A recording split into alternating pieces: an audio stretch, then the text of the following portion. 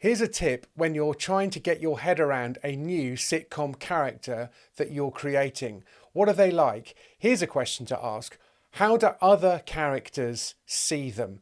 How would they describe them? And we'll use that as a tool when we look at our second type 2 sitcom character, following on from last time, the goody, this time type 2, the helper. They have helping hands. They love to help. They will drop everything to help you because helping is what they do. They can't help themselves. They have to help. They will go the extra mile. They will do whatever it takes.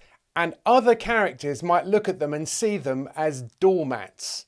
But actually, they're not. They're absolutely determined to get their way because the thing they really want to do is to help. They're so determined they will help because you will thank them, because that's kind of why they're helping. They want thanks. They want to be loved. They want to be needed. That's what the helper character really is. That's what they're all about. They want to be needed. They want to be loved. And so therefore they will do anything in order to get that. It's easy to confuse this character with type 1, the goody. Have a look at the other video for that. The goody helps people because it's the right thing to do. They want to be good. They want to help.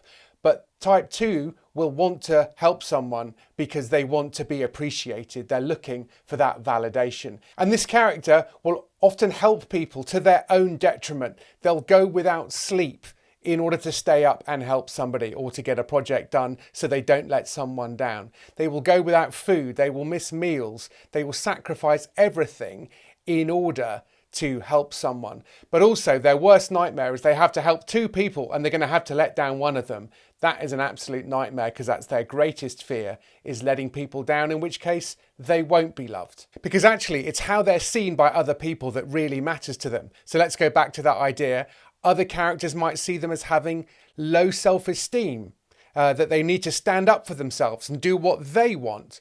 They might be accused of actually being meddling or control freaks and just getting their hands on everything. Why do you have to help everybody? Why do you just have to be involved in everyone else's business? So it might look like they're controlling, but also it just might look a bit needy. They just have to help. They'll just drop everything. They'll think nothing of themselves in order to help other people. And frankly, they probably do have some self-esteem issues. But of course, they don't really know that. Maybe they do, maybe they don't. Some of us aren't very self-aware. Most of us aren't. I'm sure you're very self-aware. I'm sure you tell yourself that all the time. This is a great sitcom character because they're always in other people's business. They're always getting involved, which brings them into contact and conflict with other characters, because quite often they might help someone in a way that they don't particularly want to be helped, or they're a personality type who doesn't like help because they want to be independent. They want to be left alone. We'll get to those sorts of characters in due course. But because this is such a great sitcom character, I can think of 3 great sitcoms with 3 great characters who are helpers. The first of that has to be Leslie Knope from Parks and Rec. She is just an absolute whirlwind of activity who wants to help. She wants to use local government to help as many people as she can. So this is kind of her dream job. But also in her personal life, she's always helping. She's always remembering birthdays. She always has presents. She's always making folders for people. She's just always helping others. Another one would be Beverly Goldberg. She is just frightening in her desire to be loved. She adores her kids. She needs their love, and she will do absolutely anything for them, for their kisses, for their hugs, for their nubbies, as she says at one point, which she has not yet determined what that is, but I think we have a rough idea. Beverly will do anything for her kids, and she will do anything for their love. So I think she's a helper. Helpers don't have to be women necessarily. The other one that sprung to my mind was probably Phil Dunphy, who always wants to be helped. He's a real puppy dog. He's a bit of a child who wants affirmation. He particularly wants the love and affirmation of his father-in-law, Jay, who just doesn't want to express himself in that kind of way. So this is a relationship that's kind of doomed from the start, but that's why we really love doing it. And even in series 10, I remember watching an episode just thinking, wow, you could have done this episode in series 1. 10 years later, he is still desperate for the respect and the approval and the love of his father-in-law. And of course, he's always trying to help his kids and his family and anyone. He'll just help anyone do anything. So I think Phil Dunphy is a helper. So if you're coming up with stories for your own helpers in your own sitcoms, then just be thinking about those characters and what they do to help others.